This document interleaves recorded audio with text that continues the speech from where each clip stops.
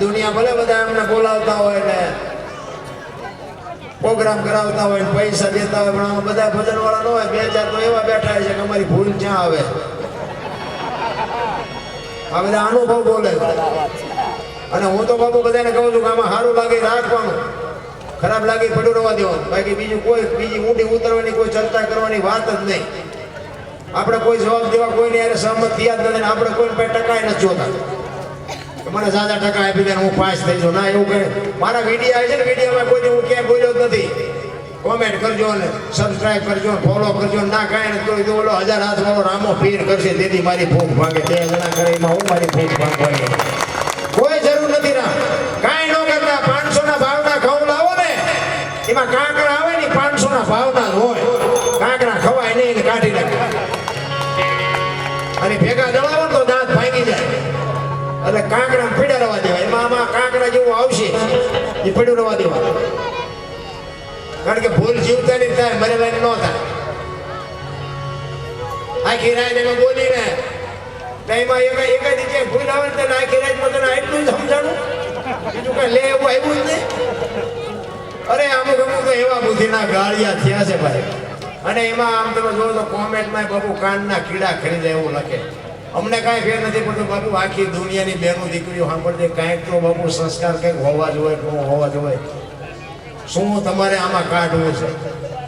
એક ભાઈ એક જગ્યાએ અમે ભજન ગાતા હતા, પછી હું ભજન ગાયું, પછી છેલ્લે જેઠીરામ બાપુનું નામ સંભાળ્યું કે જેઠીરામ બાપુએ ગાયું એવી રીતે. ત્યાં એક ભાઈ આવ્યા, એ મને કે દરબાર તમને ખોટું ન લાગે તો એક વાત બોલો ને. મને કે આ ભજન છે ને જેઠીરામે નથી ગાયું, તો એ કે દાસી જીવણે ગાયું. મેં કહ્યું તમને ખોટું ન લાગે તો હું વાત કરું? તો કે બોલો. મેં કહ્યું જેઠીરામે નથી ગાયું, દાસી જીવણે નથી ગાયું, ભાઈડાએ ગાયું, બોલો. તો કે આ બનાવ્યું છે દાસી જીવણે. મેં તો સમજણના ઘરમાં તમે નથી, તમે બનાવ્યું ગાયું કયો છો? બનાવ્યું કીધું તો હું કે ભાઈ દાસી જીવનનું નામ લઈશું. હવે તમે કોઈ ગાયું દાસી જીવનને જેઠીરામને કઈ ભાડ્યા તમે? ભજન શું કહેવા માંગે છે ઈ પકડો ને. મારા બાપ દાસીએ ગાયું હોય, જીવણે ગાયું હોય, તમારે હું આમાં કાઢવું છે? તલવારની કિંમત કરાય, મ્યાનની કિંમત કરવા રહેશો ને તો તલવારના પાણીની નહીં ખબર રહે. જે કરવાનું છે એ કરો. અરે બાબુ એવા કડવા, મને તો એમ થાય કે મોબાઈલ આવ્યો ને એ બધો આખી દુનિયાનો દી ઉઠી ગયો. અરે ખોટું તો હતું, એમાં તમે જોવો તો 4 ગણું ખોટું થયું. આપણે કે હાલો ચાસો કે મુંબઈ જો મંડી આડા ઉભો હોય બોલો. બાથરૂમમાં જાય તો હાલો હાલો હાલો, અરે ભાઈ આને ઘડી તો મરી જાય આમાં આમાં. તમે જોવો તો બાબુ, હું એવું નથી કહેતો, પણ જે જરૂર છે એ બરોબર છે. બાકી આ મોબાઈલ આવ્યો પછી બાબુ છે બગાડ આ દુનિયાનો થયો છે. આપણને તેમ થાય કે ભગવાન બચાવે છે. અમે તો ક્યારેક ક્યારેક અમારે સુરેન્દ્રનગર આજુબાજુ પ્રોગ્રામ હોય ને, અમે ઘરે જઈએ ને, એ અમારે ગામના પાદરમાં રામાબેનનું મંદિર ને એવું બધું છે. અમે 4 વાગે 5 વાગે ઘરે જઈએ ને તો 5 વાગ્યા સુધી આમ કરતા આપણે આખી રાત આવડા બેઠા. આ હવે ધંધો શું કરે? સવારના 5 વાગે 4 વાગ્યા સુધી બાપુ જો જુવાન છોકરા મોબાઈલમાં બેસી રહે તો સવારે ધંધો શું કરે એ મને કહ્યું. મને એક બાપુ કહેતા હતા, મને કે 5-10 વર્ષ પછી કોઈ ગામ એવું નહીં હોય કે 5-10 ગાંડા ન હોય. મેં કહ્યું બાપુ 5-10 વર્ષ પછી નહીં, ચાલુ થઈ ગયું છે, હાલો તમને દેખાડું. 2-3 ગાંડા તો થઈ ગયા. અને મોબાઈલ બાપુ એક દી આ દુનિયાનો વિનાશ વિનાશ ને વિનાશ છે. જો વાપરતા ન આવડે તો લખવું હોય તો લખી નહીં જોડાય. અમુકને ખાવા ખીચડી નથી, તદ્દન મોબાઈલ રાખે છે. બોલો આપણે ગામને ચા ફેક્ટરીઓ હાલતી છે, 3 મોબાઈલ ની શું જરૂર છે? પછી કે મોંઘવારી મોંઘવારી મોંઘવારી તમે ઊભી કરી, કાંઈ છે નહીં મોંઘવારી. આમાં માથે વરસાદ થાય, બોલો આપણે ગઢે હોની નોટ બધી ભણી, મોંઘવારી છે? એ તો જીવતા ન આવડે, ધંધો કરતા ન આવડે, એને મોંઘવારી કરે. કોઈ મોંઘવારી મારા બાપુએ, હું નાનો હતો ને, મારી ખેતીવાડી, મારા બાપુએ 35 રૂપિયાનો મણ કપા વેચ્યો હતો ને, 35 રૂપિયાનો મણ. તેથી આખા ગામમાં વાતો થતી કરે બાપુને કપાનો જેટલો ભાવ આવ્યો, જેટલો ભાવ.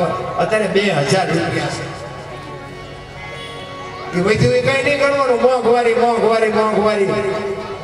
આ મોટરસાયકલ તમે પીડી લેવા મોકલ્યા હોય તો મારા દીકરા મોટરસાયકલ કીક મારે તો આટલા નથી ટાંટિયા હાલતા. તમે જુઓ પહેલાના જમાનામાં ઢોરાને હલાડી લઈ જતા હતા, માણા વાહનમાં જતા.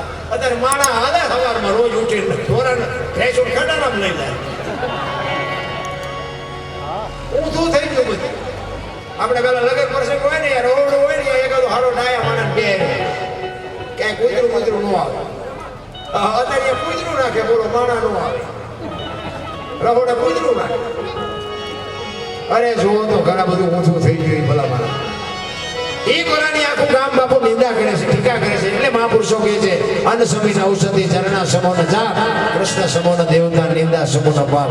એક આપણે જો નિંદા કરવાનું બંધ કરી દઈએ તો મારા નાથને નોંધ કરવી પડે.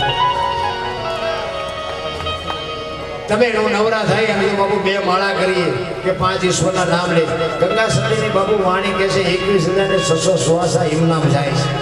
સ્વર છે ને એ જ ઈશ્વર છે. મારો અવાજ આવે ને તમારા કાન સુધી સમજાય ને, એ જ ઈશ્વર છે. આ સંભળાય છે, દેખાય છે, એ દેખાતો નથી, એ જ ઈશ્વર છે. બસ આટલી દ્વાર છે, બાકી કાંઈ છે. 24 કલાકના 21,600 શ્વાસ થાય. ગણવા હોય તો ગણી જોજો. 1 મિનિટના 15, 1 કલાકના 900, 12 કલાકના 10,800 અને 24 કલાકના 21,600 થાય. જેને ગણવા એને ગણી લેવાની શું. અને એ જ ભજન. ઘણા કે ને ભજન કરો, ભજન કરો, કઈક ફાટો તો ખરા, કેવી રીતે કરવું એ ઉતા માથે થવું. ઘણા એમ કે રાતે 12 વાગે જાગવાનું, નાવાનું, ચોખા ઘીનો દીવો કરવાનો, આમનું મોઢું રાખવાનું, આવું આસન લગાડવાનું. રાતે 12 વાગે હોવાનો ટાઈમ છે. રાતે 12 વાગે ભજન ન થાય તો નવરા હોય 12 વાગે છે કે આખો દી વાડીએ નાકા વાળીને આવી હોય, રાતે 12 વાગે જાગી શકે. જ્યારે કરવું હોય ત્યારે થાય. હું તો એમ કહું છું દિવાળી આપણે શું દીવો કરતા, આપણે શું લઈને આવ્યા હતા, આપણે દીવો કરવાના. એને ખાલી ભાવ જોવે છે, પ્રેમ જોવે છે, કાંઈ નથી જરૂર બાપુ. તમે વગર આસને બેહો, વગર નાયા વગરના બેહો, તમે એની હારે તાલ લગાડી દો બાપુ. ભજન તો ગમે એવી રીતે ગમે એ સમયે થાય. ભજન કરવાની કોઈ તારીખ, કોઈ ટાઈમ, કોઈ મુહૂર્ત કાંઈ એવું હોય જ નહીં. મારા અંદાજ મુજબ તમે જે કાંઈ કરતા હોય કરજો. બાકી હું તો કાંઈ એવું માનતો જ નથી. ટાઈમ મળે ને લાગી જવાનું, બસ. નો ટાઈમ હોય હાલતું થઈ જાય. ભજન તો તમારું બાબુ ગમે ત્યારે ગલામાં રૂપિયો અત્યારે નાખો તો એ રૂપિયો રે, બપોર નાખો તો એ રૂપિયો ન રહે. બસ આ બેલેન્સ કરવાની વાત છે, બાકી કઈ છે જ નહીં. એટલે ગુરુ